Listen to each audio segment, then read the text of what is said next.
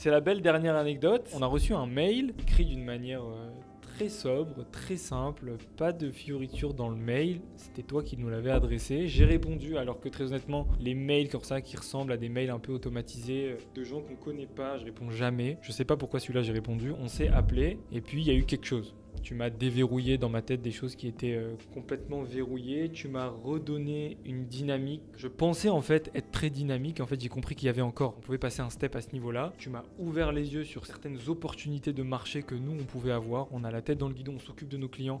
On en a oublié de s'occuper de la stratégie du cabinet. Tu nous as remis une stratégie en place. Belle anecdote des 3 derniers mois parce que je ne pense qu'à ça du matin au soir. Merde. Mais tout le temps, continuant à chercher d'apporter du service aux clients, redonner une dynamique au cabinet. Et puis voilà, j'attends avec impatience les résultats de ce qu'on a fait. On a fait un gros travail 3 derniers mois. Je te remercie d'ailleurs. Merci à toi, merci à Clément, merci à Louis, merci à Ethan, d'autres de l'équipe que je connais sûrement pas. Mais on a fait un gros travail. Au-delà du travail qu'on a fait sur le papier, moi dans ma tête, j'ai une autre vision.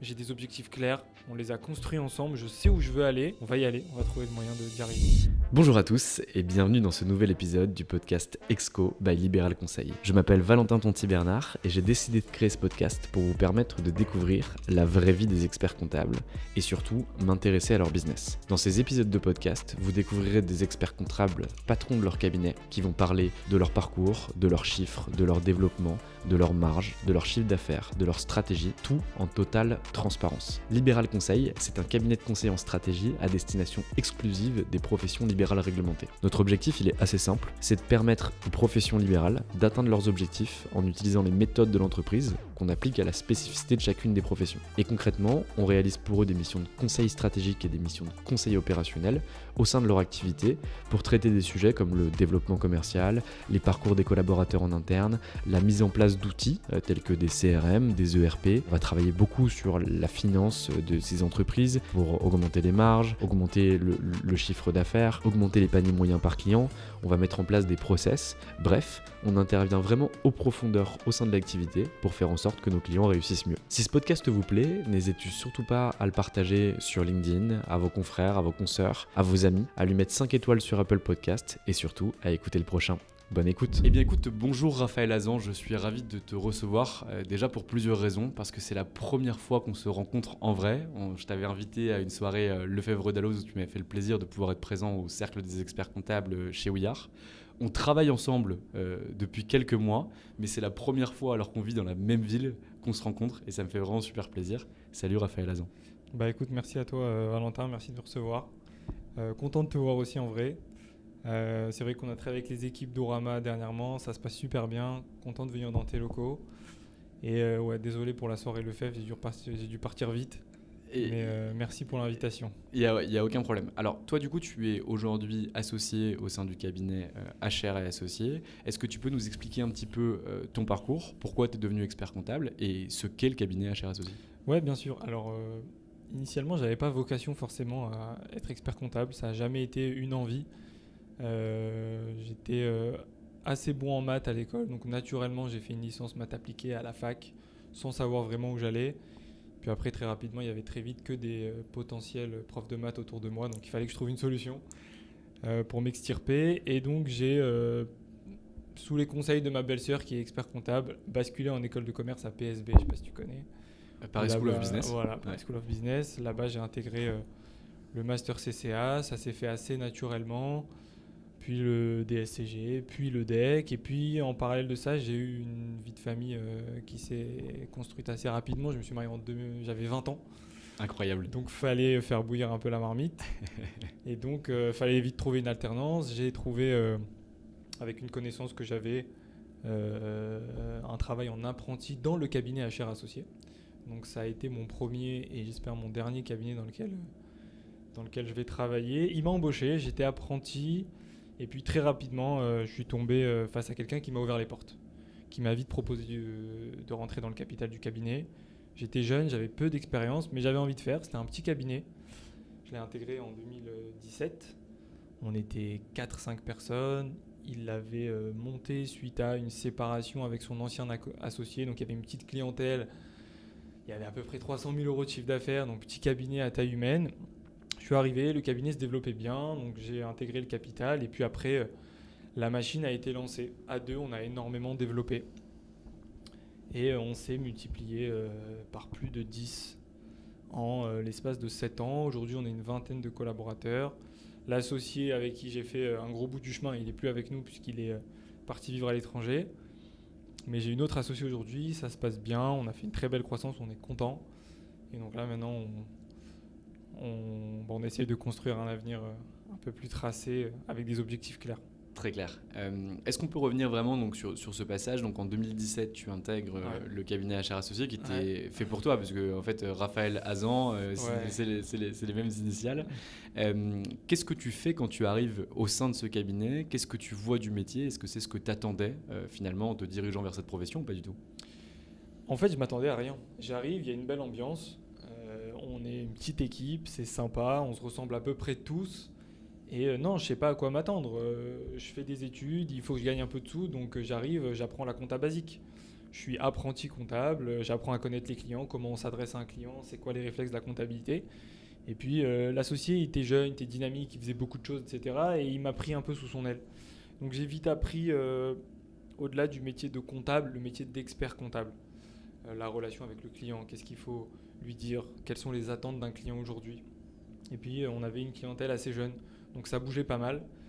Et puis on avait envie de gagner de l'argent, on avait envie de faire, on avait envie de se démarquer. Donc très vite, j'ai basculé du comptable apprenti, même si j'ai pris le temps d'apprendre les bases.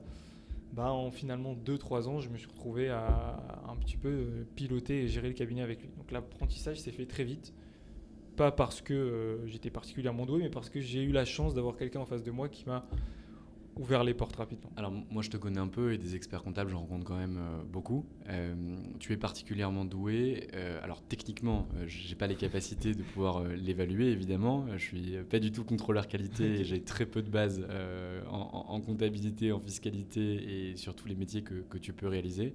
Par contre il y a quelque chose qui m'a immédiatement sauté aux yeux quand j'ai pu échanger les premières fois avec toi, c'est que tu as un sens du business qui est extrêmement affûté, que je vois très rarement. Je dirais que je l'ai sur une personne sur 5000 appels que je peux réaliser, sur toutes les professions libérales confondues.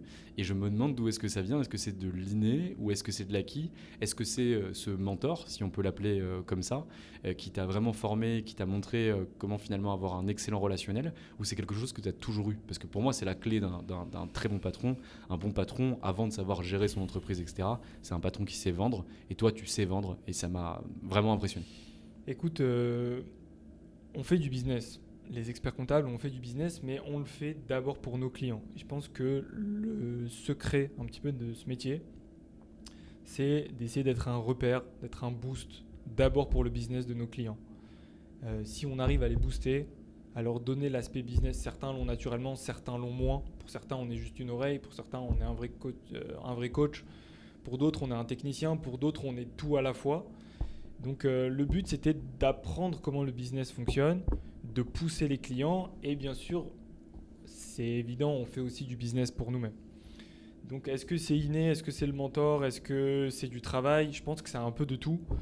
Très clairement, mon associé historique, il ne me ressemblait pas, presque dans rien. On était des stricts opposés.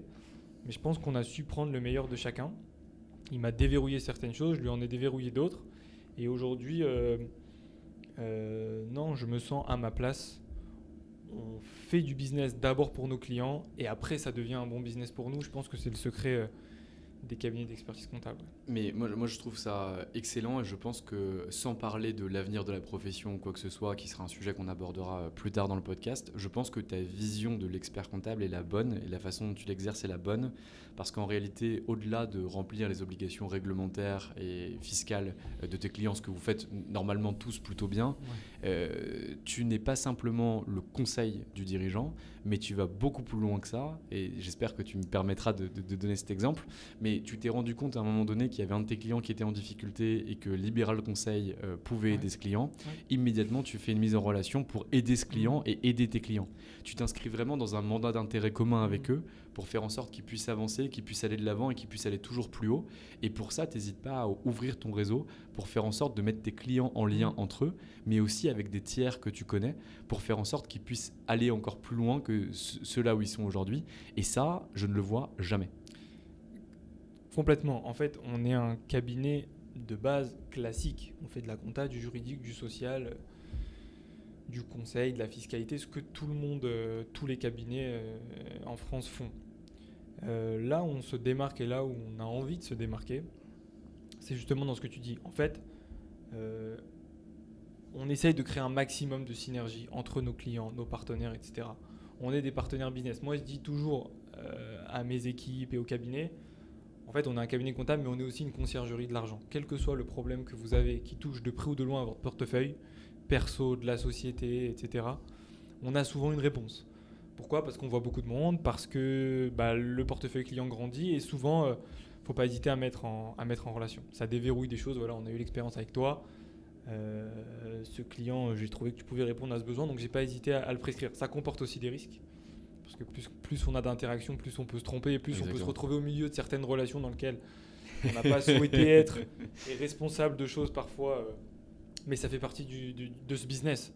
Il faut prendre des risques, il faut présenter, c'est comme ça qu'on a poussé les clients, c'est comme ça qu'on pousse le cabinet, et c'est pour ça aussi qu'on est, je pense, apprécié et aussi beaucoup recommandé. Parce que j'entends souvent, appelle-le, il aura une solution. Et des fois, ça n'a rien à voir avec de la compta. Des fois, je me demande pourquoi on me parle de ça.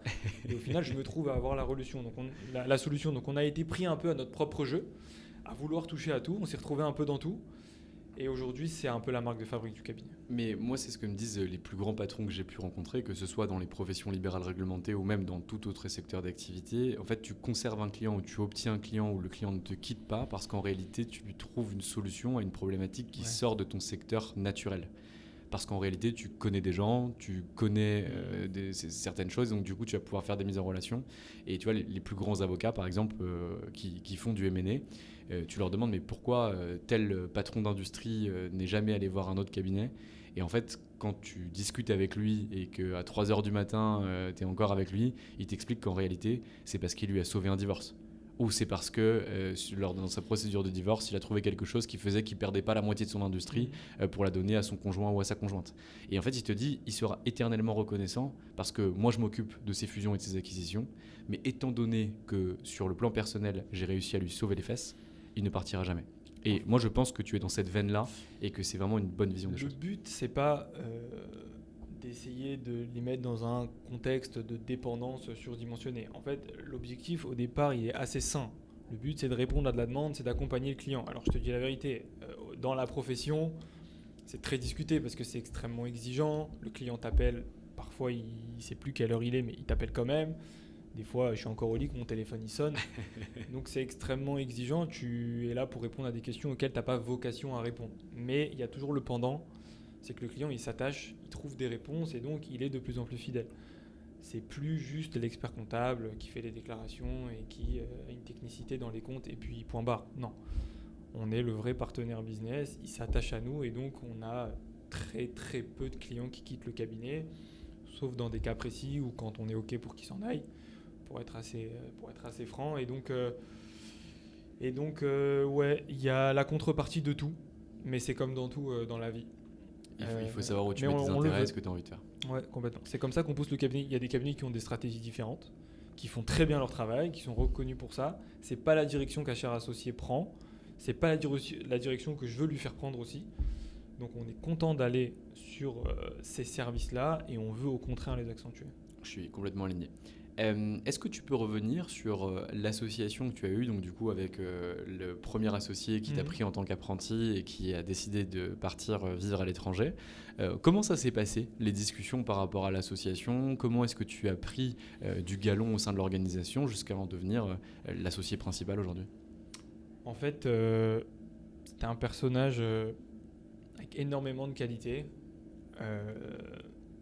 Comme tout le monde, on a souvent les défauts de ses qualités et les qualités de ses défauts, mais on se complétait bien.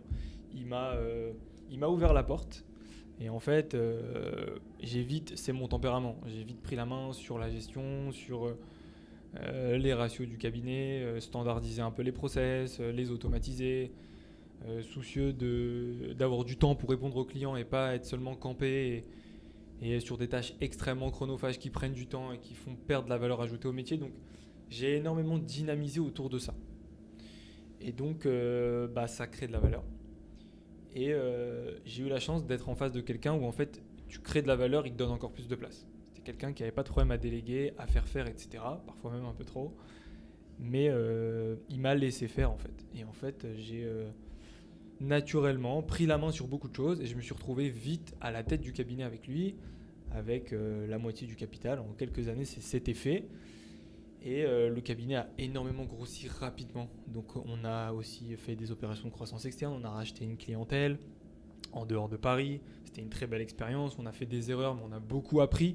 Et donc en fait, j'ai eu un apprentissage hyper accéléré. Quand est-ce que cet associé il part du cabinet ? En fait, il part vivre à l'étranger en 2022 et on le rachète au 31 décembre 2024, donc c'est très récent, mais on va dire sa sortie, elle s'est fait progressivement depuis son départ. Très clair. Si on reprend un petit peu la courbe de croissance de HR, à partir du moment où tu deviens associé, donc pas en 2017 où tu es apprenti, mais à partir du moment où tu commences à prendre de la place finalement au sein de cette organisation et à devenir de plus en plus important, est-ce que tu peux nous donner un petit peu une évolution du chiffre d'affaires, que ce soit organique, mais aussi avec l'opération de croissance externe, et on reviendra après sur l'opération de croissance externe. Ouais, bien sûr. En fait, au départ, en 2018, on fait un petit chiffre d'affaires. On fait à peu près 300 000 euros. Ce chiffre d'affaires, il vient d'une clientèle historique qu'avait mon ancien associé, qui a été repris sur le cabinet HR associé. Donc, ça se développe tranquillement. Et puis, j'intègre le capital en 2020. Et on rachète un cabinet lyonnais fin 2020. Et à la fin 2021, on avait déjà multiplié le chiffre d'affaires par 7.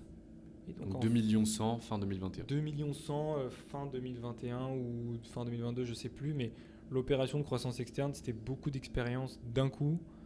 C'était beaucoup de choses à gérer. Quand on a repris 14 collaborateurs. En fait, on a presque repris un cabinet qui était aussi gros que le nôtre.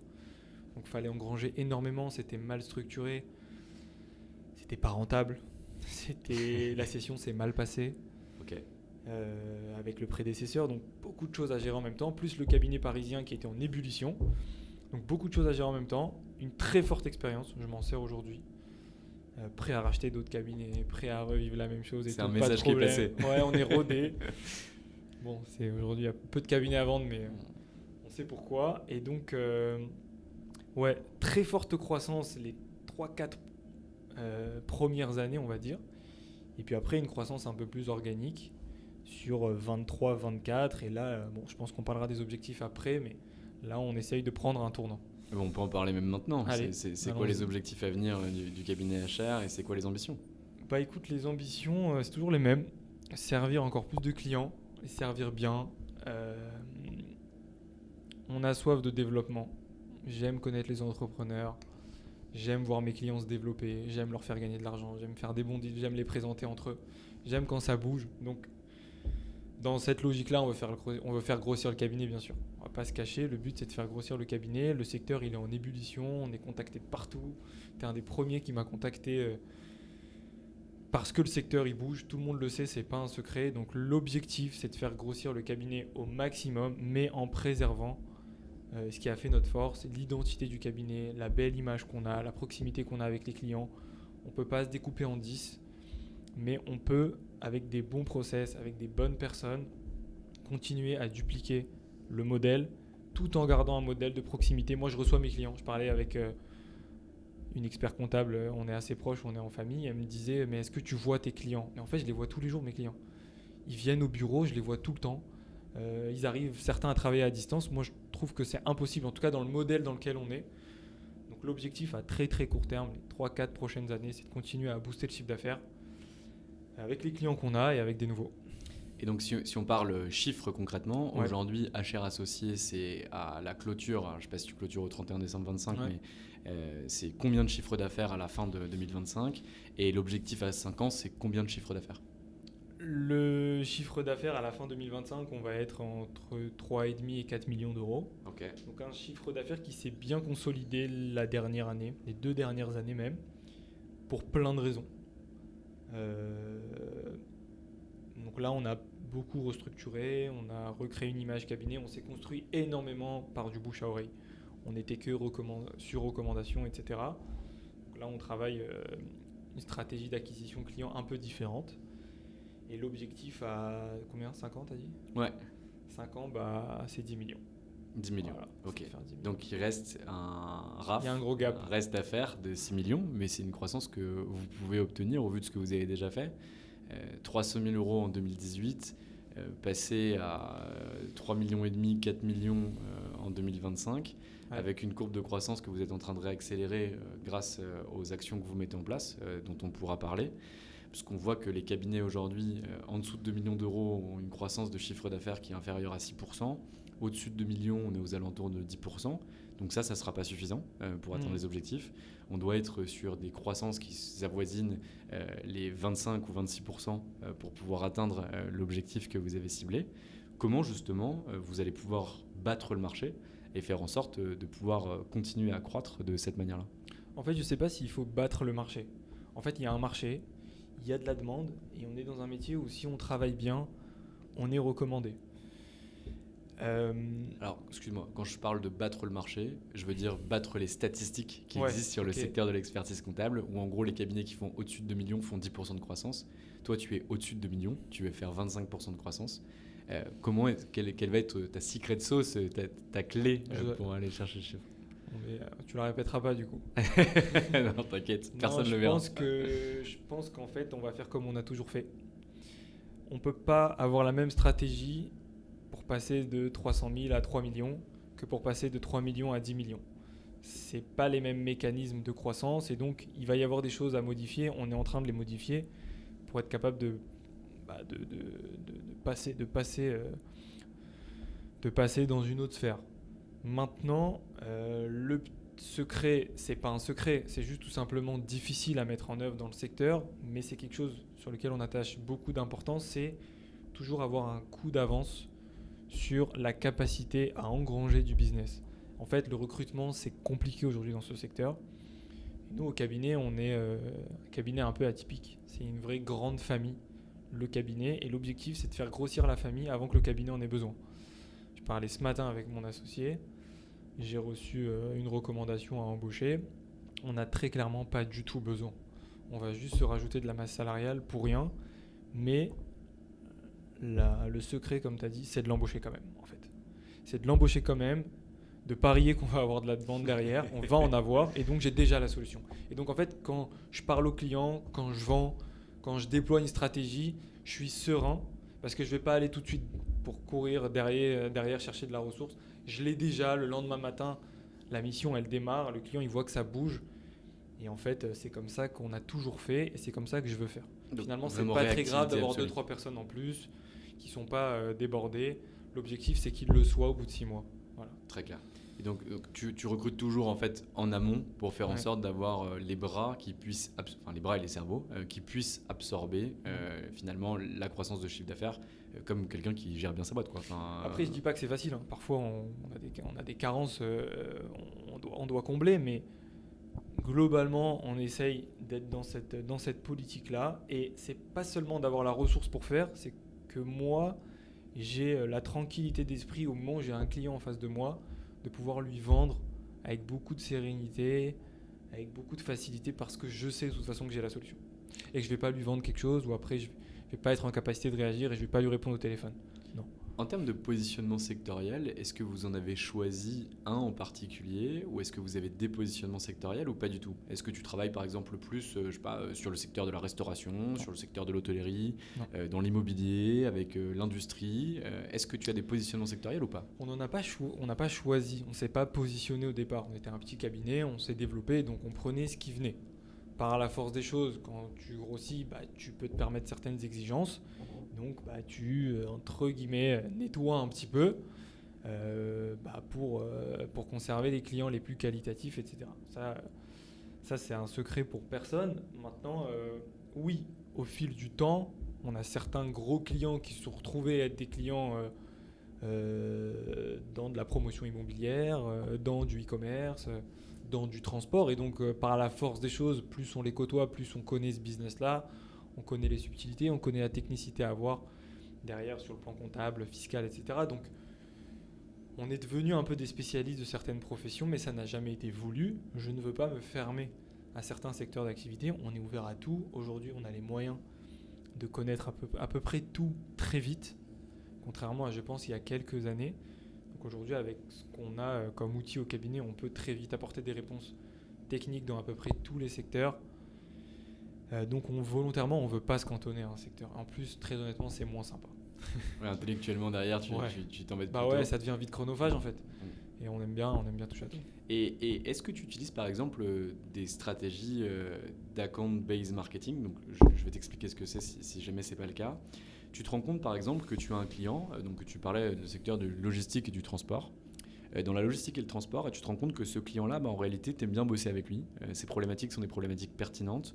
Tu te rends compte que tes niveaux de facturation sont corrects, ou en tout cas convenables, que ton niveau d'excédent brut d'exploitation ou de marge brute, marge nette est pertinent sur ce client. Et tu te dis, en fait, pourquoi est-ce qu'en termes commercial, en termes marketing, j'irai pas chercher des clients spécifiquement analogues à ce même client, qui correspondent au même objectif. Donc je définis par exemple un objectif qui est une boîte qui fait entre 300 et 500 salariés, dans le secteur du transport qui a au moins une flotte de 50, 100 camions, et qui est sur le territoire national.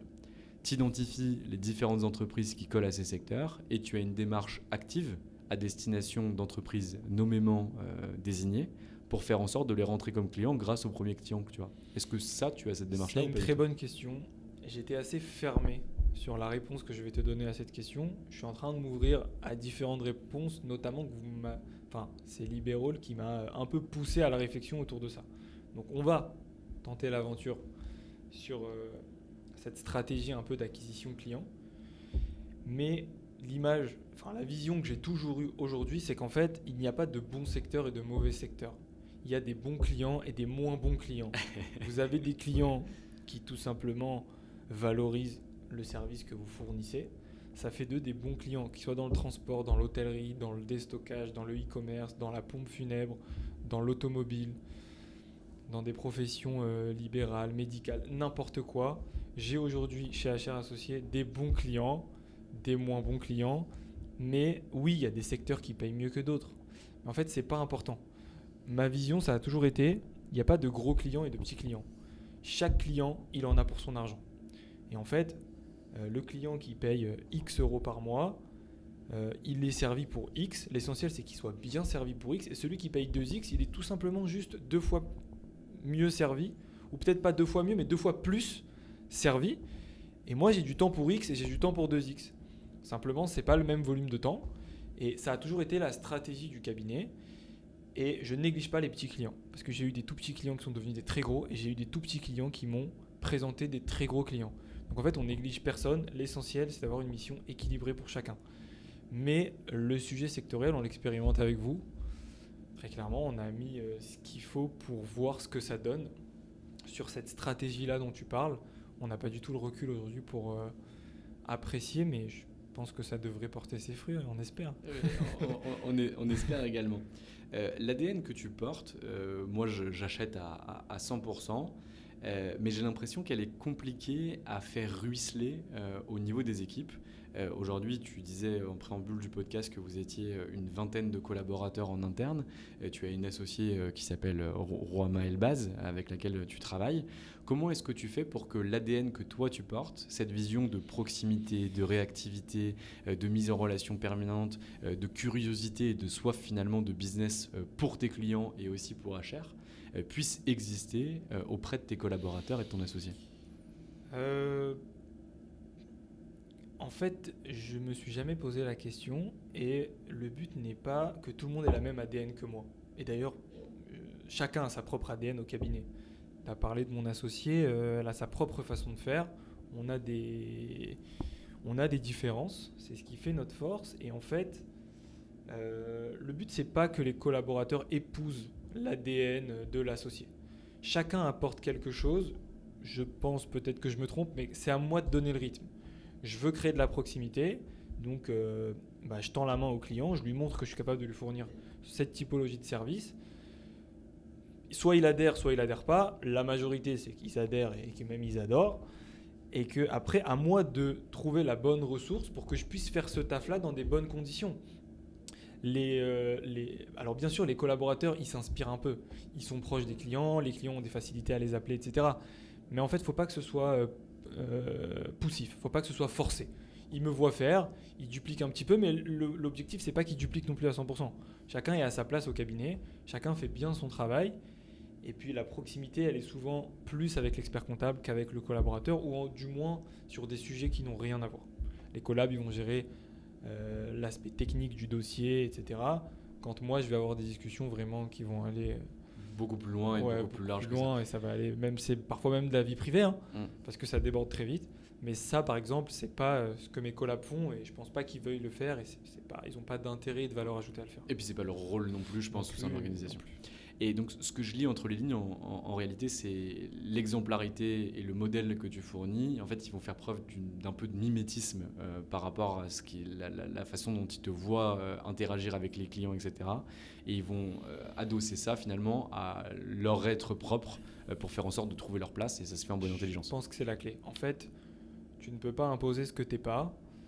Ils me voient à fond derrière le cabinet. Ils me voient ranger quand c'est pas propre.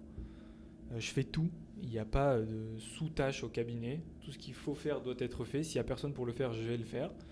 Et donc j'aime le cabinet, et donc automatiquement tous les collaborateurs du cabinet, tu peux leur demander un par un, ils aiment le cabinet. C'est une famille, je les vois, ils sont contents, ça ne trompe pas. Et puis moi, on ne m'a pas éduqué avec des beaux discours, avec des belles histoires. J'ai vu mon père faire, j'ai copié. Voilà, pour moi, le meilleur moyen de donner un élan quelque part, c'est de bien faire. Et puis après, en général, ça suit. Ça sert à rien les beaux discours si tu glandes dans ton bureau et tu réponds pas aux clients quand ils t'appellent. Ils vont pas non plus répondre.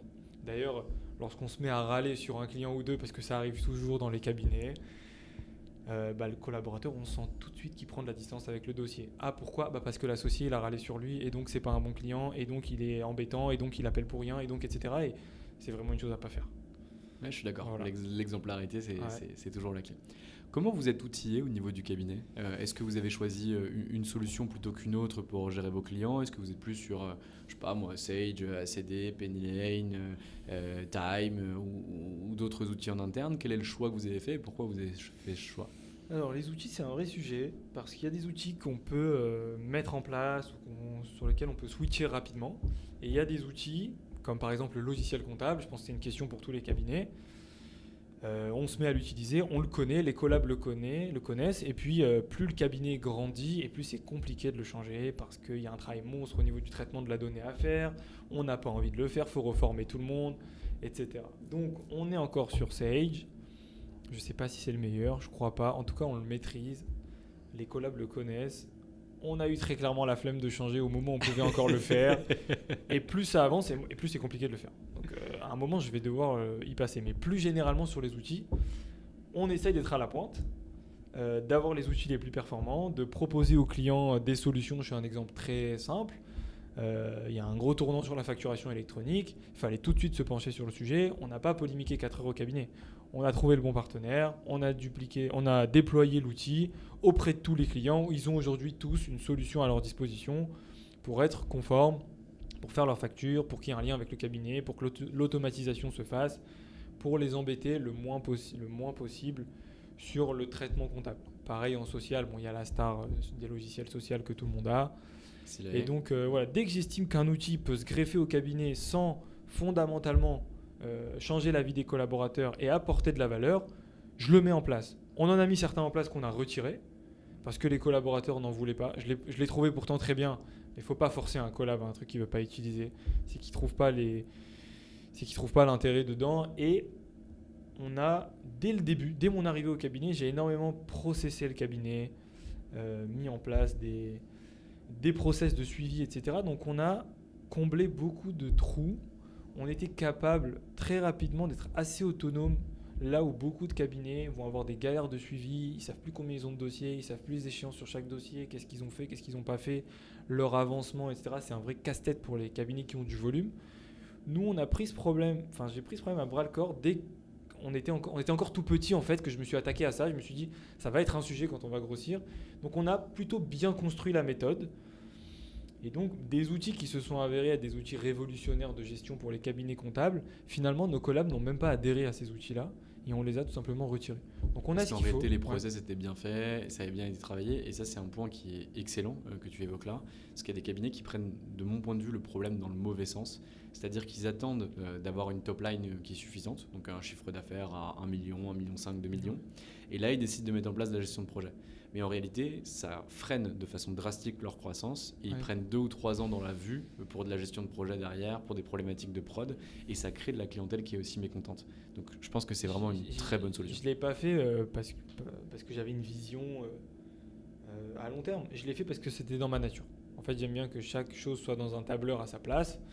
Et donc, même s'il y avait 10 dossiers, il fallait que les 10 dossiers soient dans un tableur et qu'on ait toutes les infos. Et donc après, tu construis sur du propre. Et donc, après, vite, tu as les moyens de grossir plus vite. Et puis après, c'est un effet boule de neige, puisque tu gères bien, tu réponds vite, les clients te recommandent, et puis après, c'est le cabinet qui se développe. C'est quoi ta vision, toi, par rapport au passage de la facture électronique ? Je suis désolé, ça doit être une question éminemment basique qui doit être posée de façon assez fréquente, ou en tout cas quand tu discutes avec d'autres experts comptables. Mais nous, à chaque fois, on en parle avec nous, donc j'aimerais bien avoir ta vision. Et toi, est-ce que tu penses que c'est une mauvaise chose pour la profession comptable ? Est-ce que tu penses qu'il va y avoir des licenciements sur la profession comptable ? Est-ce que tu penses que c'est une amélioration ? Au vu de ce que tu me dis depuis le départ, je connais ta réponse, mais je veux bien quand même l'entendre. Non, mais très clairement, c'était le cas aussi quand les outils comme Dext ou tous les outils dès que l'OCR a été énormément développé et les process de saisie ont commencé à s'automatiser, il y a énormément de tâches chronophages qui ont disparu, et donc un collaborateur qui gérait un certain nombre de dossiers il y a 10 ans, il en gère 3 fois plus aujourd'hui. C'est une réalité. Maintenant, est-ce que c'est une bonne chose pour la profession ? À mon niveau, excellente. Parce que moins il y a de saisie, moins il y a de temps passé dans des tâches qui ont peu de valeur ajoutée pour nous et pour le client, et mieux la profession se portera. Maintenant, je pense qu'un collaborateur, il disparaît jamais en fait. Il faut juste qu'il prenne le tournant, il faut qu'il s'adapte à l'outil, et oui, c'est une réalité. Avant, il pouvait gérer 30 dossiers, aujourd'hui, il peut en gérer 50, demain, il pourra peut-être en gérer 100. Il ne disparaîtra pas. Si c'est un bon collaborateur, il ira sur d'autres tâches, il aura encore plus de proximité avec le client, il apportera au cabinet des choses qui sont différentes. Le tout est de prendre le tournant, en fait, de ne pas être dans la réaction. C'est le cas aujourd'hui pour la facturation électronique, mais c'était le cas aussi avant, avec des outils qui nous paraissent aujourd'hui obsolètes, mais qui ont permis de gagner énormément de temps sur des tâches de saisie, etc. Je pense que il y a 20 ans, il y avait peut-être l'équivalent d'un Valentin qui a posé la même question. On est 20 ans plus tard, les collaborateurs, ils sont toujours là, ils existent toujours, et on en cherche. Et l'arrivée de on n'arrive pas à en trouver. Bien sûr. L'arrivée de l'ordinateur, l'arrivée de l'Internet, l'arrivée de l'OCR, l'arrivée des logiciels comptables, l'arrivée du guichet unique. Il y en a eu tout le temps, et où je suis assez aligné avec ton point de vue.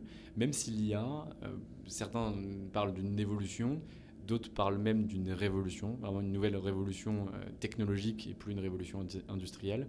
Là, il est fort possible qu'il y ait des grands bouleversements qui s'opèrent. Est-ce que toi, tu as une vision par rapport à ça ? Est-ce que vous l'intégrez au sein du cabinet ? À mon sens, c'est une révolution. Très clairement, on ne peut pas comparer l'IA avec autre chose. C'est comme pour moi, il n'y avait pas Internet, il y a eu Internet. Il n'y avait pas l'IA, maintenant il y a l'IA. C'est une révolution. Quelle est la direction que les choses vont prendre ? J'en sais rien. Est-ce qu'on l'intègre au cabinet ? Évidemment. Évidemment. Le tout est de ne pas tomber dans le piège de l'IA et de rendre beaucoup de réponses que je lis parfois de clients ou de partenaires très impersonnels, où j'ai l'impression qu'ils n'ont même pas lu ce qu'ils ont écrit, ils ne maîtrisent pas ce qu'ils écrivent. Le but, c'est d'utiliser l'IA très intelligemment.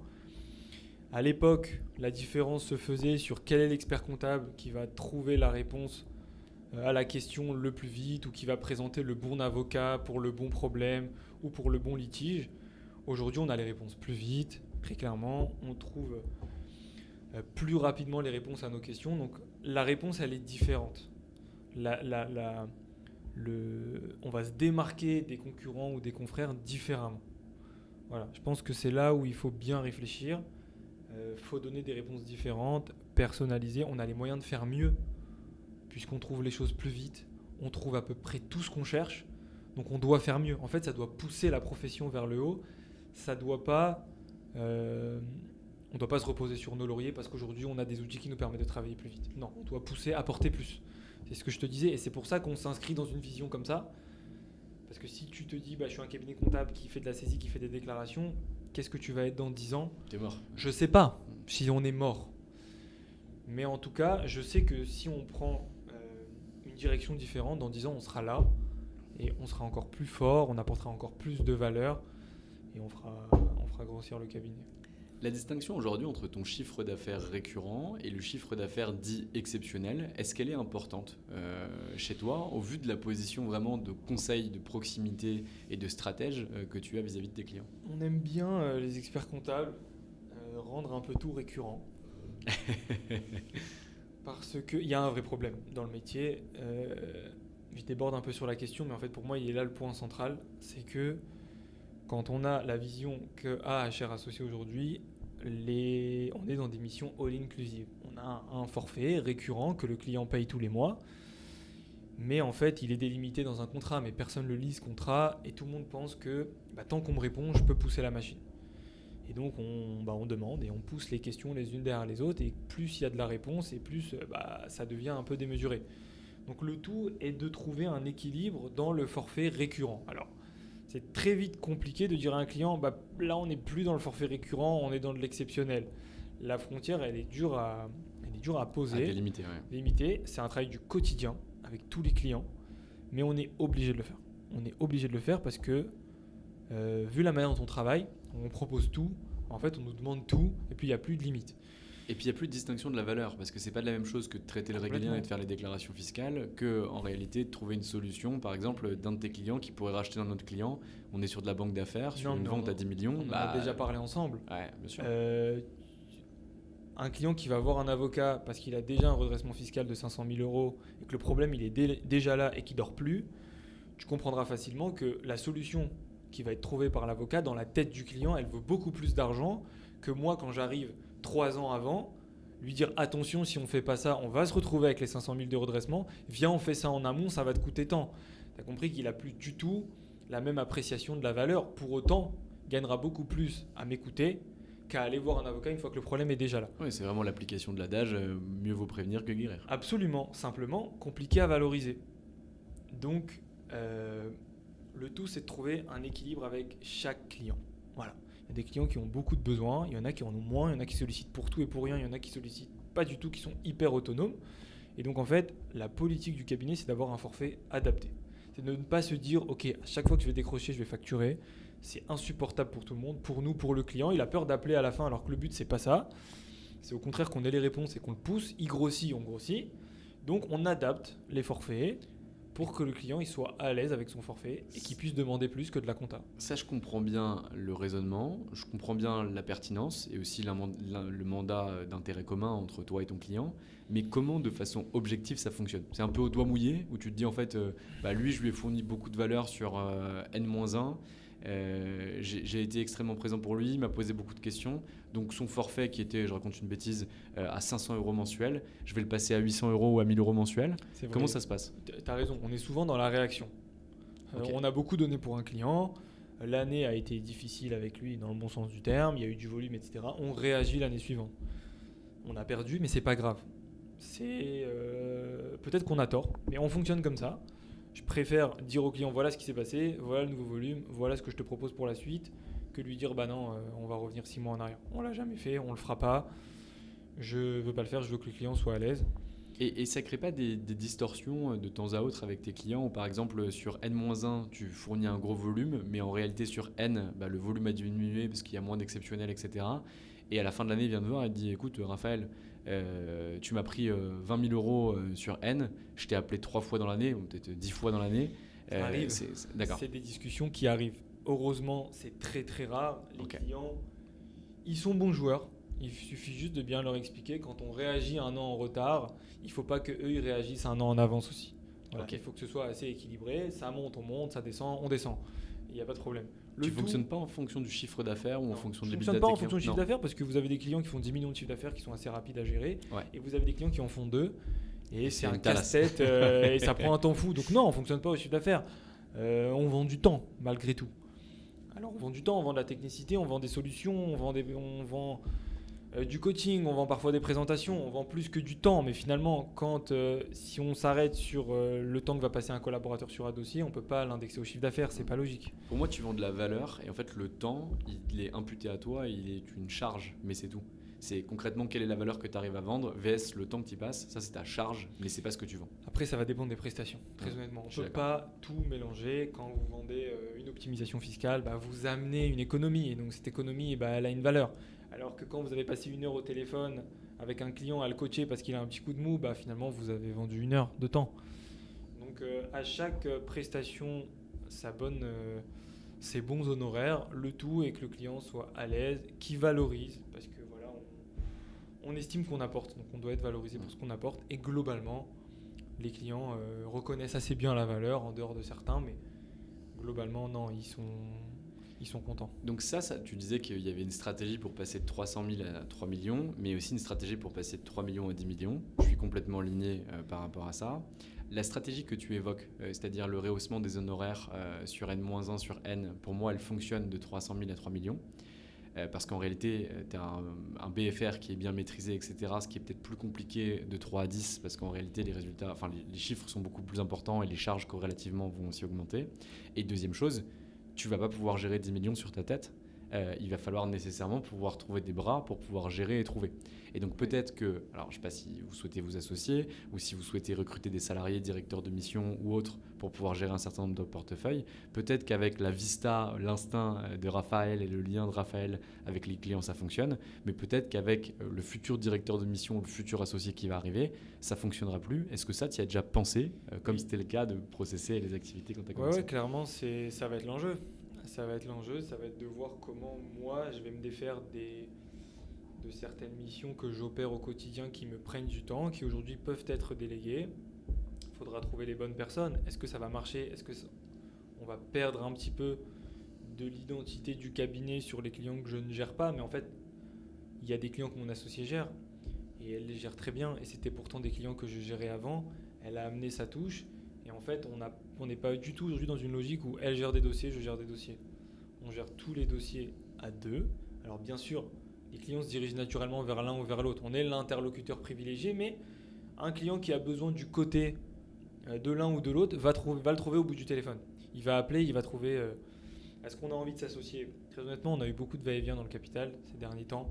On a envie un peu de stabiliser et que ça se calme. Mais oui, c'est un métier où il faut du monde pour avancer. Est-ce que ça va être un associé minoritaire ? Est-ce que ça va être un acteur qui va nous pousser ? On est en train de travailler un petit peu sur ça. Ça bouge beaucoup dans le secteur. Donc il y a des acteurs qui cherchent un peu des profils comme nous, qui ont des moyens et qui veulent, entre guillemets, nous mettre un peu à la tâche pour pousser les cabinets un peu comme les nôtres. Donc le tout est de trouver un équilibre, de ne pas perdre l'autonomie qu'on a aujourd'hui. On travaille sur ces sujets-là très activement. Est-ce qu'il va falloir du monde ? Il va falloir du monde. Est-ce que je vais trouver les bonnes personnes ? J'espère. Est-ce que je vais me couper en 10 ? Je ne peux pas le faire plus qu'aujourd'hui. Par contre, je peux déléguer encore des choses pour pouvoir engranger. Je sais qu'aujourd'hui, dans l'état actuel du cabinet, je peux faire 20 ou 25% de croissance demain matin sans problème.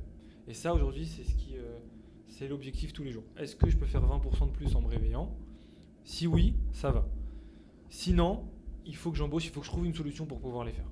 C'est ce que je te disais au début de la réunion. C'est quoi les problèmes que tu identifies aujourd'hui dans ton cabinet ? Moi, j'ai bien compris la vision, j'ai bien compris les enjeux, j'ai bien compris ce que vous avez bien mis en place, je comprends bien l'ADN. On a des informations sur tes chiffres, sur la façon dont tu fonctionnes, sur la répartition de ton travail et celui de ton associé, sur ce qui te permet de dormir la nuit, c'est-à-dire d'avoir la capacité de pouvoir engranger 20%, 25% de croissance le lendemain. Mais c'est quoi les problèmes que tu dois traiter aujourd'hui ? Parce qu'on en a tous. Le problème, et c'est le problème qu'on traite ensemble d'ailleurs, c'est comment diversifier la clientèle et ouvrir le réseau. Comme on a été un cabinet qui a fonctionné que par recommandation, je me suis aperçu qu'on a un réseau quand même assez fermé. Beaucoup de clients se connaissent entre eux, etc. J'aimerais ouvrir à d'autres typologies de clients, d'autres secteurs, d'autres styles de clients. Et aujourd'hui, c'est le sujet majeur pour mettre un coup de pouce dans la croissance. On a beaucoup grossi très vite. On a une croissance organique, mais comme tu as dit, la croissance organique, elle ne nous amènera pas à l'objectif qu'on s'est fixé. Donc il faut trouver le moyen de booster cette croissance. Donc ce n'est pas un problème, c'est un bon problème, mais c'est en tout cas le sujet sur lequel je travaille et on travaille ensemble depuis les 3 derniers mois Donc, est-ce qu'il y a d'autres gros problèmes à part ça? Non. C'est bien, c'est qu'il n'y a que des bons problèmes. Ouais, c'est un bon problème. Et sinon, ouais, non, ça va. Tout va bien. Et ben, c'est très très beau. On n'a pas parlé de ta distinction. J'ai encore 2-3 questions et après je te laisse filer parce que je sais que tu as un rendez-vous important à 13h30. C'est quoi la répartition entre tes petits, tes moyens et tes gros clients? On sait que pour finalement soutenir une croissance, c'est pas la même chose de soutenir une croissance avec 10 000 clients qui payent 1 000 euros par mois pour atteindre 10 millions d'euros de chiffre d'affaires que d'avoir 5 gros clients qui vont payer 200 000 ou 300 000 euros par an, d'avoir 40 clients qui vont payer 100 000 euros par an, etc., etc. C'est quoi la répartition que tu vises pour ton chiffre d'affaires pour réussir à atteindre ce résultat? Je vise pas de répartition, très clairement. En fait, le tout est de trouver l'équilibre. C'est beaucoup plus confortable d'avoir peu de clients et des gros clients, mais c'est beaucoup plus risqué. Les cabinets se valoriseront moins bien forcément puisque le risque est important. À l'inverse, avoir un énorme volume de dossiers avec des petits honoraires, c'est super chronophage, c'est une autre organisation et c'est pas du tout le métier que on tu n'est fais pas aujourd'hui. c'est pas le métier qu'on veut faire, on n'est pas structuré pour faire ça. Il y a des cabinets qui le font très bien, qui le font mieux que nous, qui le feront toujours mieux que nous et qui seront toujours moins chers que nous parce qu'ils ont les moyens pour le faire. Et puis en fait, on n'est pas le partenaire idéal pour les clients qui cherchent une comptabilité en ligne à 50 euros ou à 100 euros par mois. Voilà, on a des dossiers de plus petite taille, mais on apportera toujours quelque chose de différent qu'un cabinet en ligne. Je pense que on va continuer sur la stratégie qu'on a toujours essayé d'avoir. C'est pas évident parce que quand un gros client arrive, c'est difficile de le refuser. Pourtant, il déséquilibre un peu le portefeuille. Mais le but, c'est d'avoir un portefeuille équilibré. Des petits clients, des plus gros et des très gros pour diluer le risque de perte de clients et pour avoir un cabinet qui se valorisera bien dans quelques années. Est-ce que tu as une anecdote à nous partager? Un truc où vraiment tu t'es bien marré, où tu t'es dit putain, ce client-là, je peux pas le prendre ou je dois le sortir parce qu'il va vraiment trop loin par rapport à ce qu'il me demande. Un truc qui t'a fait marrer sur ces dernières années. Alors, je vais volontairement parler pour te laisser réfléchir un petit peu parce que je sais que là, ça vient pas. C'est compliqué. Et t'as pas d'anecdote particulière à nous raconter sur le sujet? Un truc qui t'a fait vraiment rire, où tu t'es dit vraiment non, c'est abusé, je peux pas faire ça ou autre? Continue à parler. Il y a des belles histoires. Oui, ou une très belle histoire. Ça peut être aussi une très belle histoire, une belle boîte que tu as accompagnée, qui a grandi, que tu as vendue, ou qui a été vendue ou autre, avec qui tu travailles plus, parce que je crois que déontologiquement, tu peux pas nous en parler. Non, on a des très belles histoires au cabinet. En fait, on a surtout des belles missions. On a des missions qui ont démarré de rien. Des missions qui ont des clients en fait qu'on a connus parce qu'elles avaient 2-3 SCI chez nous, donc c'était des tout petits clients et en fait on ne sait jamais ce qu'il y a derrière un client, le réseau qu'il y a derrière lui. On a par exemple au cabinet des missions DAF externalisées, donc ça c'est assez répandu dans le secteur où en fait on a des businessmen qui ont leurs propres services comptables, administratifs, financiers au cabinet. J'ai des collaborateurs qui sont dédiés exclusivement à eux, qui ne font que eux. Et ça, c'est rempli d'anecdotes, d'histoires, de disputes entre les associés eux-mêmes. Avec nous, on n'est jamais d'accord. On dirait qu'on est leurs associés. Je te rassure, on n'a pas de part dans leur capital, mais on dirait qu'on est leurs associés. Donc là, on n'est plus du tout dans l'expertise comptable. Là, on est donc autour de ça, il y a plein de belles anecdotes. Ça serait trop long pour raconter. Mais... Est-ce que tu as déjà des clients qui t'ont demandé de prendre des parts chez eux, de prendre des actions chez eux? Ouais, c'est déjà arrivé. On se l'est toujours interdit. Est-ce que déontologiquement c'est interdit ou... Non. Dans la mesure où tu te détournes pas de ton activité et que tu restes focus sur le cabinet, c'est pas interdit. On l'a jamais fait. C'était parfois très tentant. Mais en fait, on veut pas dénaturer la relation qu'on a. Si tu es associé, tu plus que t'es plus simplement expert comptable, tu plus que l'expert comptable et donc c'est quelque chose qu'on s'interdit de faire. Est-ce qu'on le fera à l'avenir? Peut-être, je te cache pas que des fois vraiment on a envie de le faire. En plus, on connaît le client, on connaît le business, on connaît le secteur. Le client veut, parce que c'est une garantie pour lui qu'on va être là et on va jamais s'enfuir. Pour l'instant, on l'a jamais fait. Ok, très clair. Et dernière question, pourquoi est-ce que tu as décidé de travailler avec Liberal Group et notamment Ourama et Liberal Conseil? Parce que tu m'as démarché. En fait, c'est la seule chose, donc en fait dès qu'on t'appelle, fais attention parce qu'il y a plein de gens qui vont te regarder. Hein. C'est pas grave, c'est la belle dernière anecdote, c'est que j'étais au... Non, on a reçu un mail écrit d'une manière très sobre, très simple, pas de fioriture dans le mail, c'était toi qui nous l'avais adressé. J'ai répondu alors que très honnêtement, les mails comme ça qui ressemblent à des mails un peu automatisés de gens qu'on connaît pas, je réponds jamais. Je sais pas pourquoi celui-là j'ai répondu, on s'est appelé et puis il y a eu quelque chose. Tu m'as déverrouillé dans ma tête des choses qui étaient complètement verrouillées. Tu m'as redonné une dynamique que je pensais en fait être très dynamique. En fait, j'ai compris qu'il y avait encore, on pouvait passer un step à ce niveau-là. Tu m'as ouvert les yeux sur certaines opportunités de marché que nous on pouvait avoir. On a la tête dans le guidon, on s'occupe de nos clients. On en a oublié de s'occuper de la stratégie du cabinet. Tu nous as remis une stratégie en place. C'est la plus belle anecdote des 3 derniers mois parce que je ne pense qu'à ça du matin au soir. Merde. Mais tout le temps, continuant à chercher d'apporter du service aux clients, redonner une dynamique au cabinet.